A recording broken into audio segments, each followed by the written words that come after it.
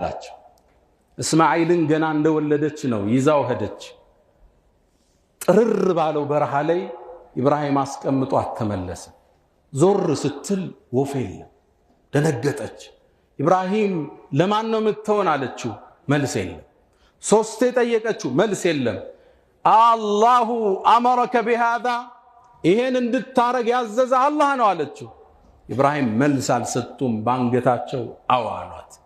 ኢዘን አለች እዚህ በረሃ ላይ ሆነን እንዲህ ከሆነ ለን ይضيعና አላህ ይጥለንም አለች። ብቻዋን ቁጭ አለች።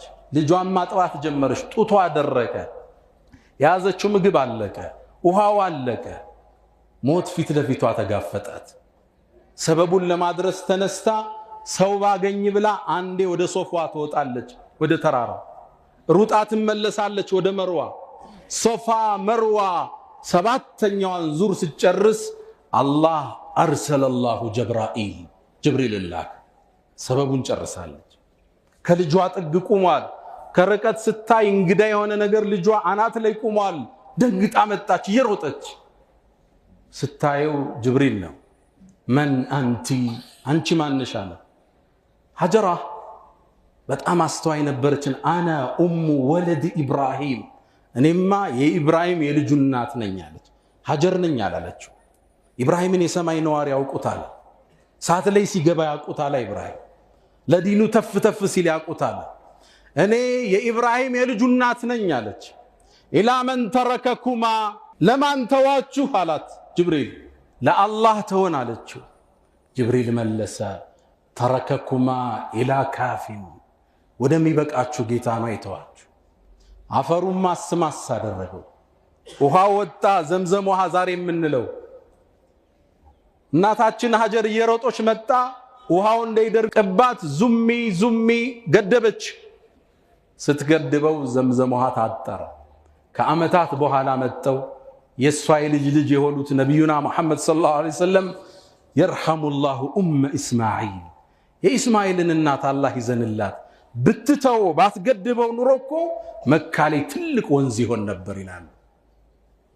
ዘምዘም ወጣ። እሷ ስትሮጠው የነበረው ሩጫ በዚህ ኡማ ላይ ሰዕይ እንድናደርግ ተደነገገ። ሰዕይ ስናደርግ ሀጀር በጌታዋ ላይ የነበራትን ተወኩል አላህ ዘንድ የነበራትን መደገፍ እያስታወስን ያንን ትልቅ ቤተሰብ እያሰብን እንሮጣለን። አስተውላችሁ ከሆነ ወንዶቹ ብቻ የሚሮጡበት ሴቶች ማይሮጡበት ቦታ አለ። ለምን ነው ሴቶቹ የማይሮጡት?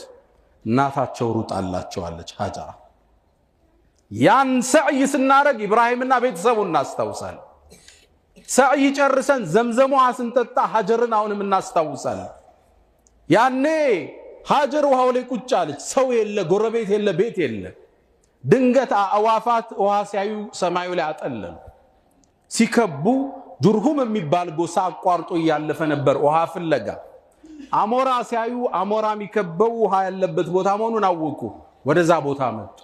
ሲያዩት አንዲት ሴት ከህፃን ልጇ ጋር ውሃውን መውሰድ ይችላሉ። እሷን አስወግደው፣ ግን ጠባቂው አላህ ነው። በክብር መጥተው ጠየቋት። አንቺ ዘንድ እንጎራበት ውሃ እንጠቀም አሏት። መስፈርት አቅርባ በመስፈርቱ ተስማምተው ጁርሁም የሚባለው ጎሳ መካን ለመመስረት ይቻላል። መካን ስናይ፣ ዘምዘም ውሃን ስናይ፣ ሶፋና መርዋን ሩጫ ስናይ ማን ትዝ ይለናል? የተከበረው የነቢዩላህ ኢብራሂም ቤተሰብ ተወኩል ገድል ሌጋሲ እናስታውስ።